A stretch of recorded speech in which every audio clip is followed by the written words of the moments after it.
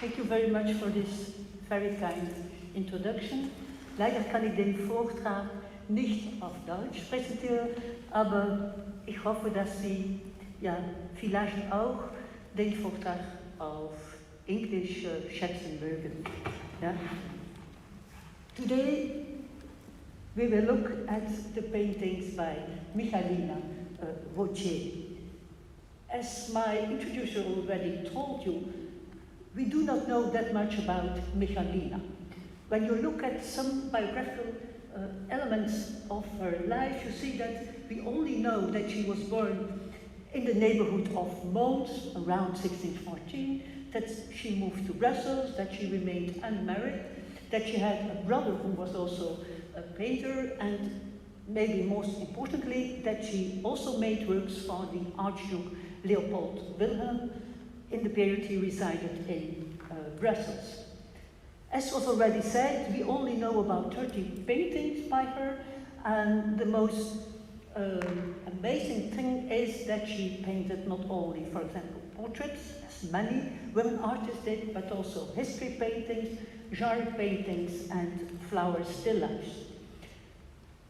When you will have a first look at the paintings, then it becomes immediately evident that her works are marked by technical virtuosity, variety of genres, very original iconography, an astonishing sensibility, and also she made paintings from small formats to very huge monumental paintings. When you are not already convinced by the quality of her work, I just show you a kind of a patchwork of fragments of paintings by her. And I hope that when you see all these details, that you ask yourself, how is it possible that we did not know Michaelina before? Michaelina only has become famous thanks to an exhibition organized in 2018 at the Maas Museum in Antwerp with the collaboration of the Antwerp Rubenshuis. It was the first exhibition ever on this painters, and thanks to the efforts of the Museum Maas to make her more famous, to organize all kinds of events in the context of the year of the Baroque 2018, Michaelina has become more known. Just to illustrate how such an exhibition has worked, I'll show you at the left in which way her most monumental work was leaving the Kunsthistoriker Museum in Vienna. It was for the first time since 1659 that the painting left this place in Vienna. It's always very complicated to transport a huge painting from one place to another, and you see that there were many efforts to bring the wooden box in which the monumental painting was packed, to bring it, to transport it to the second floor of the Maas Museum. It's just a funny story, anecdotal reference in order to make clear how you make an artist famous. And just to give you an impression of the way the Maas Museum organized and designed the exhibition, I'll show you part of the interior of the exhibition, with in the center this monumental painting of the Triumph of Bacchus, and at your right a bronze bust of Archduke Leopold Wilhelm, probably her most important patron. Thanks to the publicity made by the Baroque year 2018, the catalogue was published. You see this catalogue here at the foot of the desk, and thanks to the Flemish government that subsidized this event in all possible manners, it was also possible, for example, to announce the exhibition around Antwerp. And you see here a wall-like affiche specially designed to promote the art of Michaelina Wautier. The most, effective publicity Michaelina received was the fact that on the 18th of June, a year after the exhibition, the Google banner was dedicated to her. And this was, of course, quite an event, because at that moment, 5 million people had the possibility to see this drawing after the triumph of Bacchus on their screen. So it's a medium to announce, let's say, the presence and announce the genius of an artist. And this artist, Michaelina Wautier, needed this as no one else. Michaelina Wautier was born in Mons. It's about 50 to 60 kilometers on the southwest of Brussels. And we know that there was already a specific tradition of women artists in the southern Netherlands. And just to prove this, I refer to the diary of Albrecht Dürer, who stayed in Antwerp in 1521. And on that occasion, he visited a couple of artists. And he also visited the house of Gerard Hogenbout, who was a very famous illuminator living in Ghent. And in his diary, he noted, I quote, "Ik, meester Gerhard, Illuminist, had ein Töchterlein bei 18 Jahren alt, die heißt Susanne. Die hat ein Blättlein illuminiert, ein Salvador. Dafür habe ich ihr gegeben ein Gulden. Ist ein Wunder, dass ein Weibsbild also viel machen soll." It's very typical, I would say. It's an example of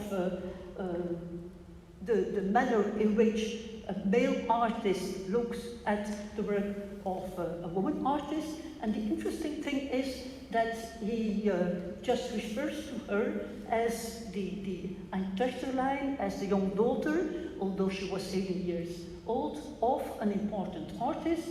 And he's really surprised that he had to pay 1 guilder in order to obtain this illumination of the Salvador. And he's surprised about this because we know that he asked for his own portraits at that moment about 2 to 3 guilders. So it was, in fact, a very expensive piece, and it's a sign of his interest for women artists, and at the same time, it's a confirmation of the fact that there were women artists working in the southern Netherlands. Another source is Ludovico Guicciardini. He was an Italian writer, and in his very famous Descrizioni di tutti i Paesi Bassi of 1567, he wrote, "In the Netherlands always have been a lot of women artists." So it's again a reference to the fact that there were many women artists active. And he's also listing a couple of names. He refers, for example, to Levina Teerlink, Maria Bessemers, and Catalina Van James. We do not know much about Levina and neither about Maria Bessemers, but we know that Maria Bessemers was the mother-in-law of Peter Bruegel the Elder. And Peter Bruegel the Elder died when his 2 sons were still very young, and it was their grandmother, Maria Bessemers, who introduced the 2 boys in the drawing techniques.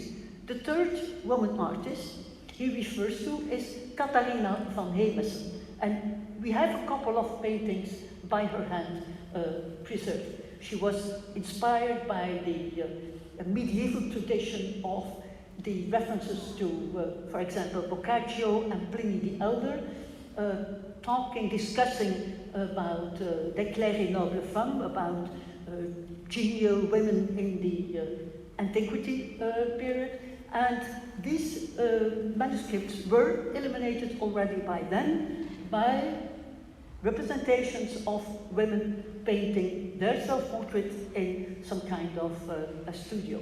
And probably Catalina Van James knew about this tradition, and maybe these were her source of inspiration to paint, for example, her self-portrait sitting before an easel, as you can see at your right.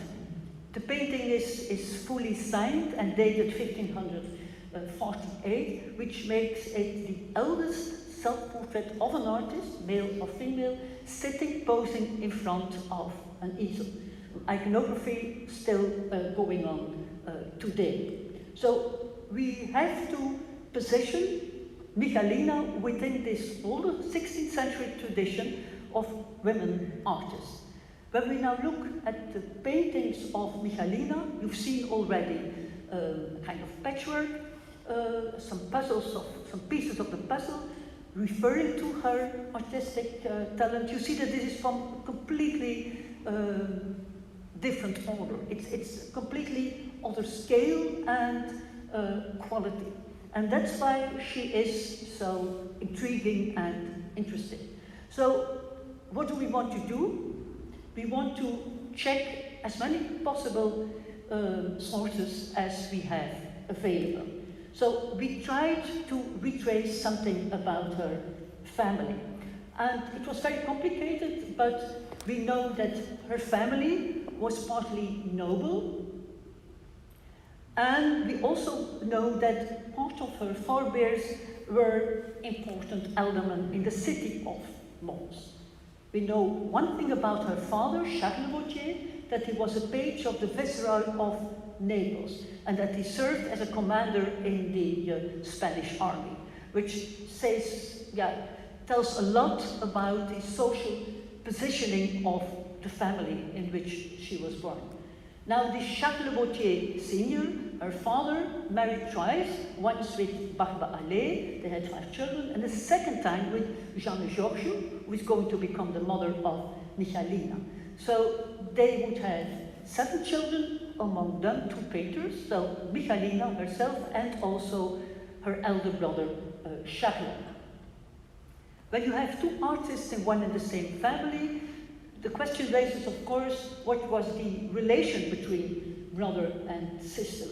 And we know enough to, let's say, to introduce some probabilities, some suggestions. They were both unmarried. Charles moved from Mons to Brussels. Michaelina followed him a couple of years afterwards, and they shared the same home. I will show you some evidence of that later on. And when they lived in the same home, probably they shared also the same studio. And the question remains, of course, if Michaelina was also introduced into the arts by her brother. Now, as always, it's more easy to retrace information about men than about women.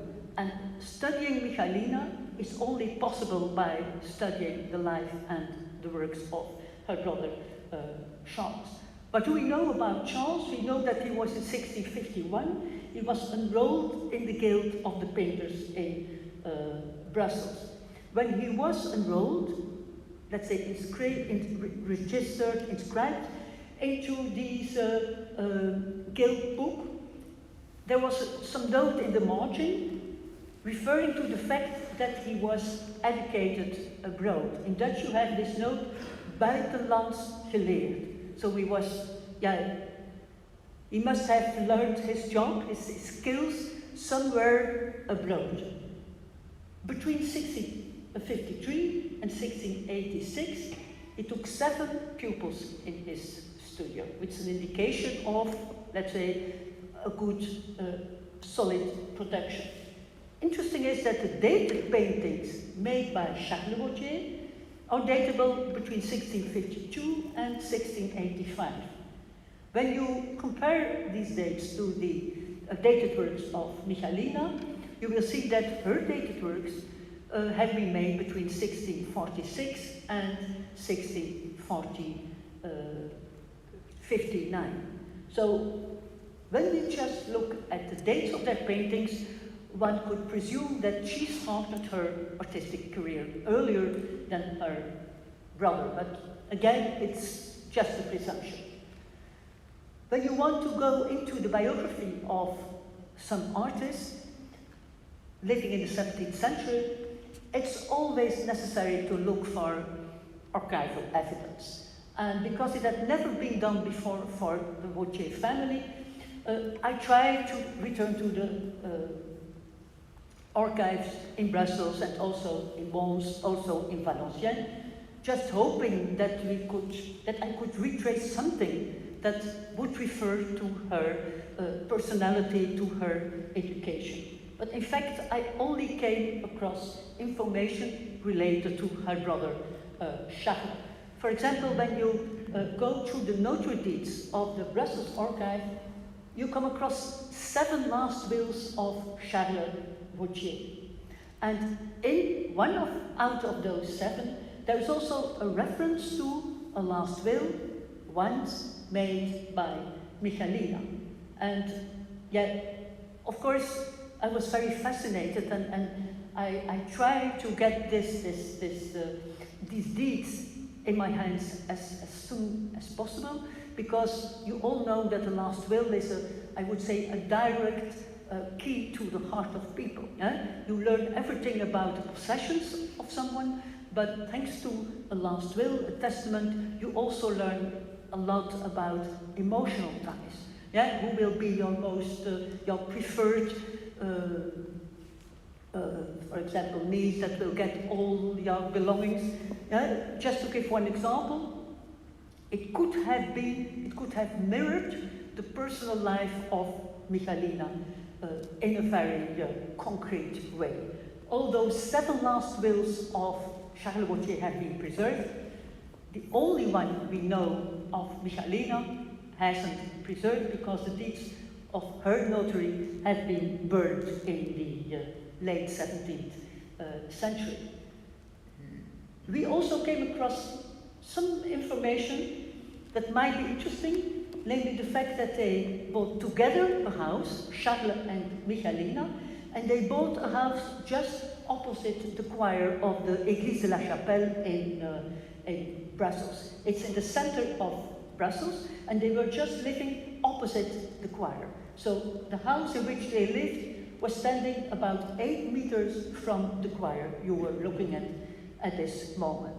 From the description of the house they built, we know that it was a very beautiful home, and that there were many rooms, and that it was very expensive. There was even some kind of a courtyard, and they even bought the orange trees that were standing in the courtyard. So it must have been rather prestigious. So far, I have tried to say a few words relating to her life. Now we will try to reconstruct her oeuvre. What we are going to do is just looking at the evolution of her oeuvre, divided into 4 parts. The earliest work by Michaelina we know is not a painting, but is an engraving. It's an engraving of a very famous general, Andrea Cantelmo. He was a general, a commander of the army of the Spanish king Philip IV. It is an engraving made by Paulus Pontius, the detail, just to let you enjoy the physiognomy of this man. It is an engraving, but made after a painting, we presume, by Michaelina Wautier. When you look at the left corner beneath the cartouche, you can read Michaelina Wautier's painted.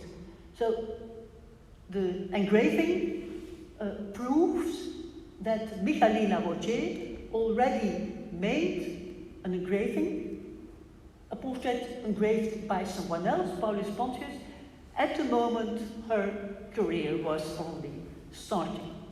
From 1646, she was painting portraits. For example, this one, we don't know who it is, but we know, look at his scarf, and also had his leather jacket. He was also someone from the army, an officer or a general, we do not know. But this is the earliest portrait we know. The earliest painting we know by Michaelina, fully signed and dated 1646. When you look at this, I think you must admit that you don't have the impression that you're looking at a portrait painted by someone who didn't paint a lot before. Yeah, it has a rather finished dimension. and you have the impression that she could apply all her technical skills by painting this portrait. Even more impressive is the painting you see here. It's a huge painting representing, ready to see this way? The mystic marriage of Saint Catherine. This painting was discovered in the Séminaire de Notre-Dame in Namur, where it was hung for decades already, and at a certain moment they had to clean the walls, and they have taken off the painting from the wall, and at that moment they have seen that there was a signature and a reference to Michaelina Wautier, 1649. For the exhibition, with the help of the King Baudouin Foundation, it has been restored during 6 months. And you see, I hope you see the difference between the work you've seen 2 minutes ago and the restored copy here in the workshop restoration room of the KIK in Brussels. Just 2 details to show you. It's not a portrait, it's already a history piece that is not that evident to be painted by a woman artist from the 17th century. And you see that the quality of these details already refers to specific and undeniable talent. Around 1650, she must have painted this self-portrait. Remember the self-portrait by Catalina Van James, 1548, where she was sitting just in front of her easel. Here you see a self-portrait by Michaelina. Also, she is sitting just next to her easel, and when you have good eyes, you see that she's already drawing the head of a man, so just initiating a portrait. The painting is of exceptional quality. I just show some details. You also can experience that her knowledge of anatomy is convincing. She also has a good eye for the rendering of details. Look, for example, at this part of the lace collar. Look also at this detail. It's very suggestive because it's a small watch that is lying at her at the bench of her easel. It's a small watch, of course, referring to the vanity, referring to the passing time. When you think about 17th century women artists, I suppose that not too many of you are familiar with many women artists, but the name of Artemisia will sound familiar to most of you. You have to realize that Artemisia Gentileschi was working already in the 30s and 40s of the 17th century, and that she too made self-portraits, have become very, very famous and embedded into the Italian tradition.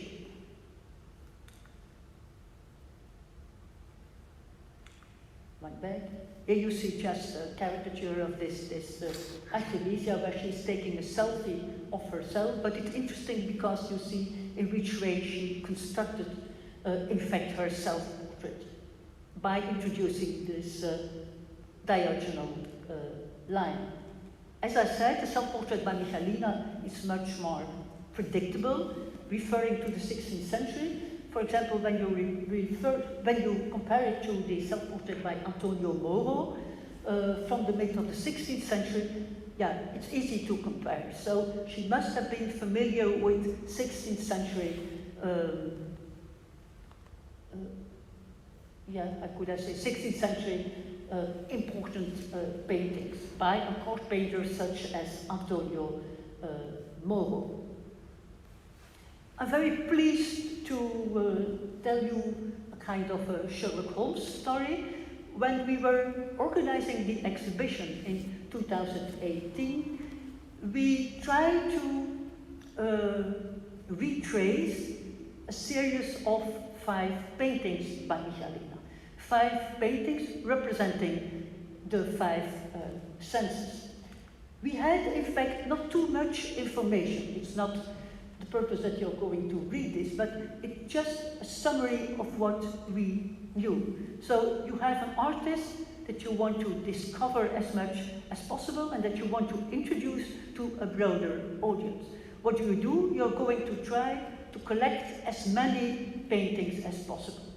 There was a series of 5 paintings, which is a huge amount within the oeuvre of Michaelina, and we only knew that it had been auctioned twice in Valenciennes at the end of the 19th century, and that it was also auctioned again in Paris in 1975. On occasion of the auction in Paris, one of the senses was reproduced, only the bar with the flute. So we were trying to look for a series of 5 senses, of which only one out of them was known, was recognizable, let's say. And we had some calls to ask cooperation to look for it on the radio, on the television, and also, for example, Cold Art made a special appeal, please, you are all invited to look for this series. Whenever you come across, please let us know. The exhibition was going on through the summer of 2018, and in the mid of August I received a phone call from a son of Ghislain de Wautier. Ghislain de Wautier was the last descendant of the family of the brother of Michaelina and Charles. I had been in touch with them, hoping that they would still have paintings, but it wasn't the case. But meanwhile, the family de Wautier had become very, very interested in the work of Michaelina, as you can understand. At any moment they thought that they had discovered a new painting by Michaelina in their cellar, for example. One of the de Wautiers, he called me and he said, I found the 5 senses in a private collection in Brussels. For us it was, of course, huge news, and I was very, very curious, and the same day I went to the private collection in Brussels together with Monsieur de Wautier in order to see them. And when I came into the very beautiful house of this noble family in Brussels, I saw those 5 paintings, but I immediately saw that the quality was rather disappointing. Aside, next to this, as far as we knew from the auction catalogues, the 5 senses were all signed and dated.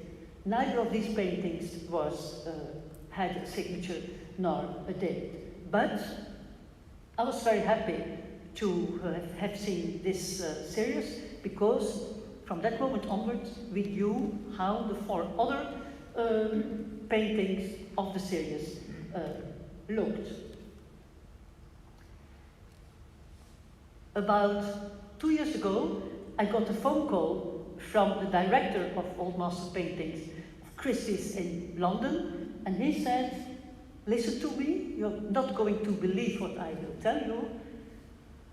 At this moment I'm looking at the 5 senses of Michaelina Wautier, and I was completely surprised, as he had been. So at the moment he called me, he was staying in the home of a private collector. I don't know whether it was in Britain or in France. And he said, I'm so happy, I know where these 5 paintings are. I show you the 5. In the first instance, you recognize, of course, this young man with his flute, referring to the sense of hearing. You see here also sight,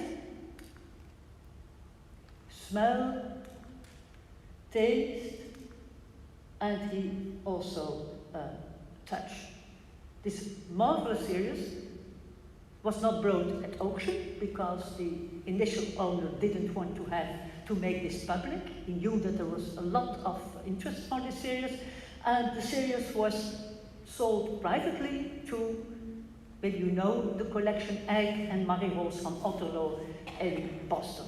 These are, it's a couple, one of the most famous and important collectors of 17th century art of today, and they are offering their collection of about 100 17th century paintings to the Center of Netherlandish Art that will be part of the Museum of Fine Arts in Boston.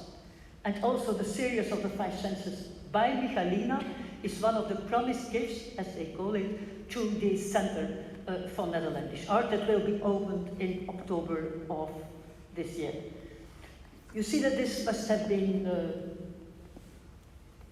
this had not to be a surprise, but it was one of the let's say, the most fascinating experiences we had in the context of this exhibition. Here you see the 5 senses together, and I hope that you see that it's impressive how she was varying the different physiognomies of the little boys, and how she was trying to make changes in the expression of their faces.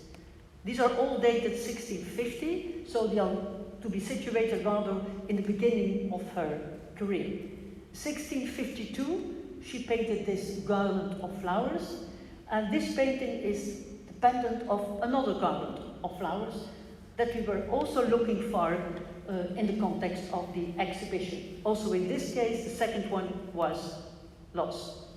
Look at this, it's a very peculiar painting. There are not many, maybe not even one painter of the 17th century who was a diligent painter in making, for example, history pieces, portraits, genre scenes, and also flower gardens.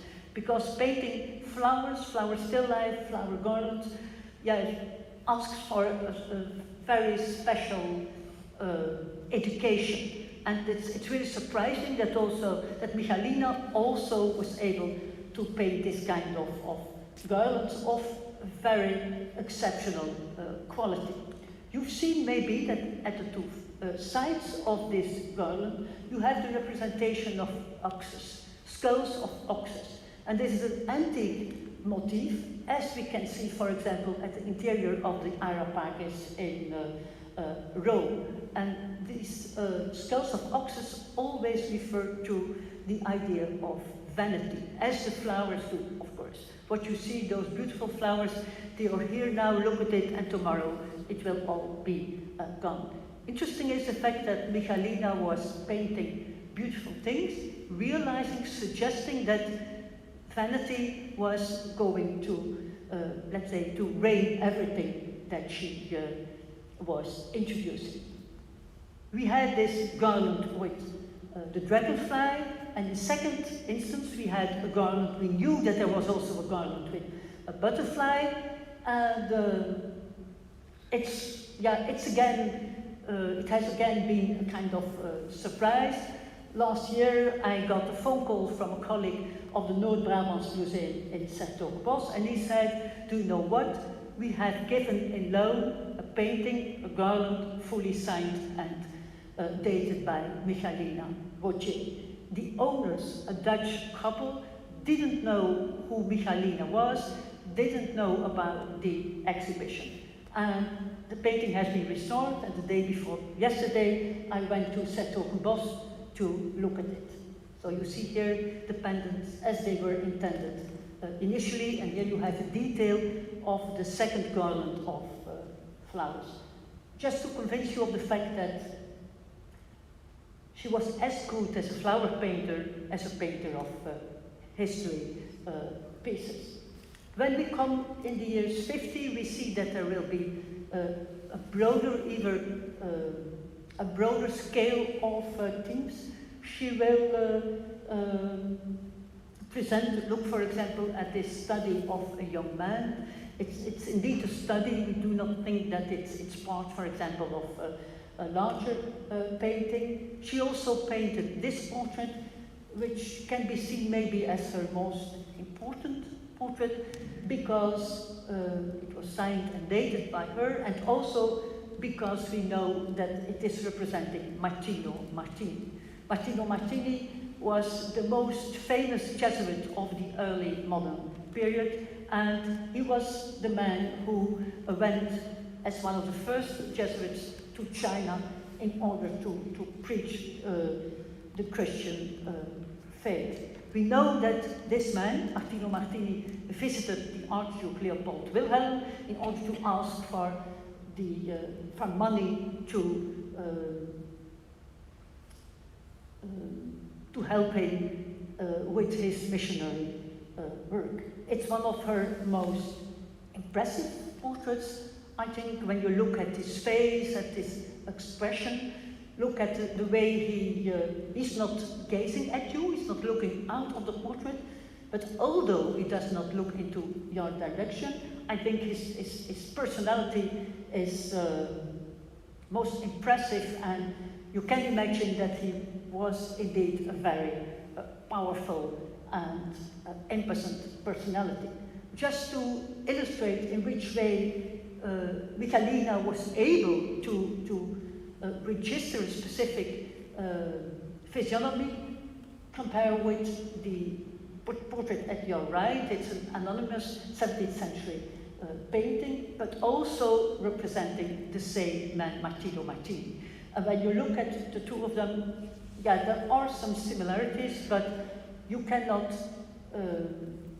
you don't have an idea of his brave personality and difficult, choleric personality when you look at the right schematic portrait, but you can if you look at the left portrait, the one by Michaelina Wautier. One of the most sensitive paintings by Michaelina, and it's also reproduced on the cover of the exhibition catalogue, is this painting representing two young saints. It's a wonderful painting, just including, as far as I know, portraits historiques. So I think that these are just portraits of two young girls, let's say, presented as if they were young saints, Saint Agnes and Saint Dorothy. So it's a very sensitive painting. It has a lot of melancholy. Why? Because they are not looking at you. They are just looking to something you can't see. They are very pensive, very intimate, and also it's manifest that she was thinking a lot. She was considering the harmony of the different colors. I show you some details in order to convince you of the quality of her paintings.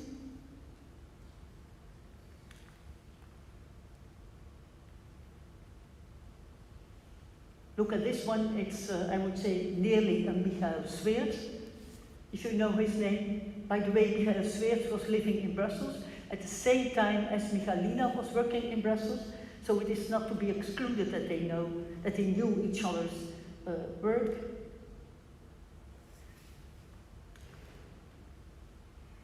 We know that she was a good paintress of flowers and still life elements you see here in this little basket.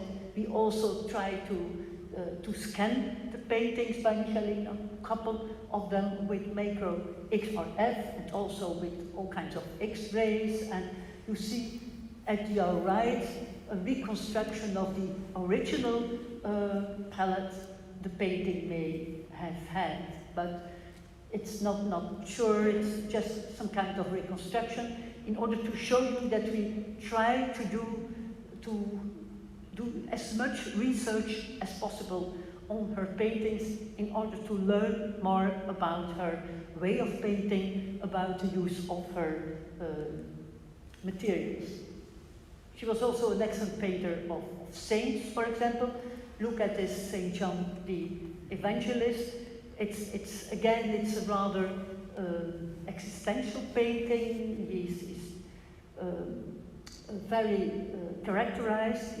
I suppose it's a saint, but I suppose that she was painting from life. He has individual characteristics. Some details in order to convince you again. I hope that you understand that I only try to do this evening one thing, and this is convincing you of the quality of this, the works of these painters.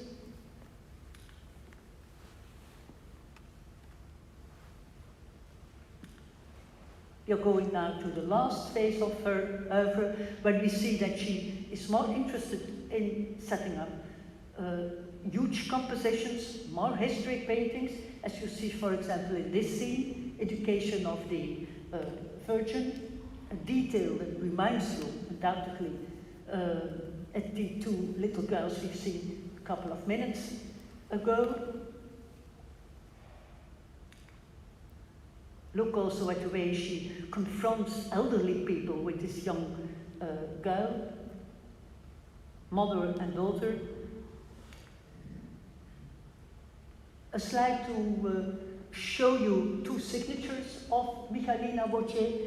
I was once giving a guided tour in the exhibition. There was one man and he asked, yes, how do you know that it is by her? Who put all those signatures on her work? So we were sure that there was some let's say, some fake news in this publicity campaign, because he didn't believe that there had been a paintress that was of this quality and had never been discovered before. And just to make sure that she indeed signed her paintings, I shall use two details, and I hope that you, from your places, that you can see how she noted Michaelina Wautier. She was using always the same, let's say, cursive, italic handwriting. One of the most important religious paintings is this one. It's preserved in a French church, fully signed and dated 1659. It's the latest dated painting we have by Michaelina. You recognize, I suppose, the same stylistic characteristics. Yeah, this very soft rendering of the faces. Look at this detail, for example. She had an eye also for the rendering of all kinds of anecdotal aspects. For example, this kind of ribbon, or, as we said before, the little watch. The hand of the Virgin, contrasting with this Turkish tapestry, which is painted rather roughly, completely differently, for example, when you put it next to the faces of her heroines, just a detail of the ground, the wooden floor with the nails in it. And in the same period, she also made the most impressive portraits. You see here the portrait of an officer. Just a personal story. This painting came up at auction with Christie's Paris in 2016, I think. I was already studying, of course, the work of Michaelina in those days. It's not signed, it's not dated, and I saw it in an auction catalogue. And I thought, this is a Michaelina Wautier, and I said, my husband, let's buy the painting. No one will know. It was announced as an anonymous 17th century painting. So I thought, I want to have this painting. And I even already reorganized our sitting room, thinking about the place where we're going to hang this painting. But you already heard that it did not happen. Why not? Because it was auctioned and it had an estimation of about 20,000 euros, 15 to 20,000 euros. And we couldn't be there in Paris, and my husband left an offer of 35,000 euros, and we were already very happy because we just knew that we were going to acquire this painting. But what happened, there were also other people who liked the painting, although at that moment it was an anonymous portrait of a man. And at auction it reached a price of 120,000 euros, although at that moment no one knew that it was a painting by Michaelina Wautier. A dealer from Geneva bought it because he was so impressed by the quality of the portrait. And it was sold at the TEFAF a year later for nearly 1 million euros. So you can imagine that we felt really unhappy that we were not the new owners of this portrait. But the interesting thing is, I have to add that at the moment when it was sold at the TEFA, that I already had identified the artist. Yes, because I thought I just had to do it because it's a good thing for Michaelina. And from that moment onward, she has become more and more famous. And I'm not interested in money as such, but I'm interested in the fact that women artists that become more famous become also much and much more expensive. And this is a good thing for the women artists, because when you have expensive paintings, it's always a sign of the appreciation there is. And as much her paintings has become more expensive, the more she has become part of the 17th century Flemish tradition. Important thing is, I refer to it in the beginning of this lecture, that Michaelina must also have had a specific, peculiar relation with Archduke Leopold Wilhelm. Leopold Wilhelm of Austria resided in Brussels between 1646 and 1657, and in this period he collected about 800 Flemish paintings. So he bought paintings every day, let's say, and he transported this collection of nearly 1,000 paintings with him to Vienna in 1656 when he left the Netherlands. Here you see a painting of, in the center, Leopold Wilhelm, who is posing in the center of his picture gallery. Now, when Leopold Wilhelm returned to Vienna, he asked to draw an inventory of his paintings. So, and this inventory is dated 1659, and in this inventory that was made very carefully, you have the titles and the names of all the artists, both by the Archduke in the southern Netherlands. Now, in this inventory, you have 3 references to Michaelina Wautier. And in this inventory, she is described as Jungfrau Magdalena Wautiers van Mons, Oderbergen, Henegouw in Nederland. We know from archival evidence that she must have been born in the neighborhood of Mons, and we presume that she is described here as Magdalena Wautiers, Wautier, the same, it's in fact the Flemish version, because we presume that the name, the first name Michaelina, was rather unfamiliar, was rather unknown, and maybe this had to do with the fact that they just described her, inventorized the painting as being by Jungfrau Magdalena Wautiers. In this inventory, you have a reference to 4 different works. You have a Saint Joachim, you have another Saint Joachim, you have a Saint Joseph, and you have the Triumph of Bacchus. That Michaelina Wautier was very famous in those days during the residence of the Archduke is also known from another kind of source. You're now looking at a 17th century journal, a diary in fact, of Maître de Danse Adam Pierre de la Grenée. At the court in Brussels, you had a French dance teacher. And it's an incredible source of information, because this dance teacher was noting every day to who he was giving dance lessons, who were paying him, who were not paying for their lessons, and so on. And at the end of his diary, he's just listing the paintings he bought while staying in Brussels. And he's also referring to paintings made by Michaelina. For example, j'ai acheté de Mademoiselle Wautier 15 florins le 17 janvier l'an 1650, un Bacchus. So we see that he, as a member of the court of Leopold Wilhelm, was buying paintings made by Mademoiselle Wautier, Jungfrau Magdalena Wautiers. The amazing thing is, of course, that after this kind of evidence, she disappeared in history.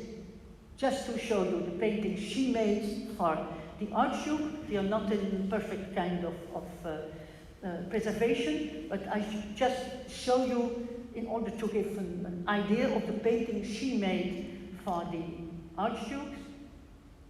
And this is just another story. On occasion of the exhibition in the summer of 2018, there was a Los Angeles-based street artist who was asked to decorate a huge wall in the center of Antwerp, inspired by one of the paintings of Michaelina. And this was the result. Another St. Joachim.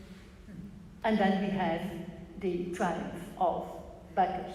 Interesting thing is that there was this reference to Michaelina, but that no one before ever could believe that a painting such as this Triumph of Bacchus, do you remember when it was just taken out of the Kunsthistoriker-Museum on the staircase, when I started this lecture? And the interesting thing is that even Gustav Gluck, you know his name I suppose, said,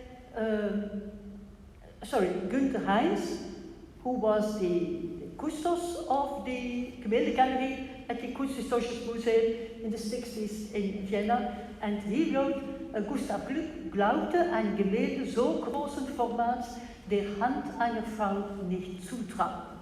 And this says very much about the way in which male art historians have been dealing with women artists. And when you look at this painting, it's indeed, hardly to understand that a woman painter represented this kind of mythological scene. Just look at it, it's a kind of exposition of a series of nude male figures, which was extremely uncommon. When you look at the anatomy of some of these male figures, it becomes evident that she must have had the opportunity to jump from life. Otherwise, she could never have painted this kind of nude bodies. Look, for example, at these details. Look at the young Bacchus in the foreground. Look also, compare with the Satyr, this elderly man with his grey hair, and also look at the woman who is gazing at you at the far right. When you remember the self-portrait of Michaelina I showed before, I think it's not too complicated to compare this woman in this bacchanal scene with the self-portrait of Michaelina. Another detail of the body of Bacchus. A detail of the goat just next to the figure of Michaelina Wautier. Look, for example, also at the goat, the texture of, for example, the hair of this goat. And look again at the detail with the self-portrait of Michaelina within this Triumph of Bacchus and the self-portrait I have shown before. This is really unseen because we can experience that Michaelina Wautier, a 17th century, more or less noble woman, is representing herself in the context of a mythological scene, and she is posing half naked. She must have known about the antique tradition of, for example, Maenads, followers of the god of the wine, Bacchus, that were represented, for example, in this kind of chiton and also with partly naked breasts. Maybe she knew about this kind of scenes. It's a detail of a fresco in Pompeii, but you see here that this Maenads, this follower of female follower of Bacchus, is represented just next to a man who is trying to kiss her and so on. Michaelina is also in the company of this man, and it is clear that she does not want that she does not want to have something with him. Yeah, she is just gazing at you, and she's behaving as if there is no one standing next to her. And when you look at some details, we can compare also those details to, for example, some elements in the present in the emblematical tradition, where you have, for example, grapes, and also, for example, this goat referring to the concept of libidine, lust. So it's a very strange identification of the artist Michaelina Wautier with this female hero, this heroine within the context of the mythological story of the concept of the wine. Now, I hope you have some overview of the works of Michaelina, and that you are already impressed. Since the exhibition in 2018, more paintings by Michaelina have come up, because when there is some concept of a specific style related to a specific artist, it's not too difficult to attribute other paintings by that artist. And this is what has happened. For example, in Köln, in 2018, on the 17th of May, there has been auctioned a painting that was initially said to be possibly by the Glutsch painter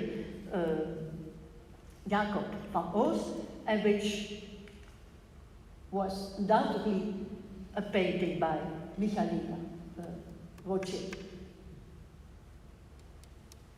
It's a very beautiful painting. It's a painting that reminds us of the painting with the two sensible young saints. Look, for example, also at this detail. And the painting had an estimation of, I don't remember exactly, but for 40,000 euros or something like that, and it was sold for, it was sold for nearly, I think I noted it, it was sold for 486,000 euros. It's interesting to see in which way the discovery of this woman artist also has led to her commercial importance. With this, I also show you a portrait that's for sale at this moment, and it has been discovered recently, and also this is a very characteristic portrait of Michaelina. I suppose that you can, when you look at this, but that some remembrance of previous portraits can indeed sustain this attribution. And there is some other thing. Next week, at Christie's London, will be auctioned the portrait or the study head of a boy, a wonderful painting that is by Michaelina Wautier. I just made a comparison, for example, with one of the two young saints. It's a wonderful painting, and I suppose that many, many people will be interested to acquire it. When I say it reminds me a bit of the girl with the pearl earring, this is of course exaggerating, because I'm a fan as no one else of Michaelina Wautier. But I hope that I have convinced you of this peculiar artist, and I did not go into the questions related to the problematics of recapitulating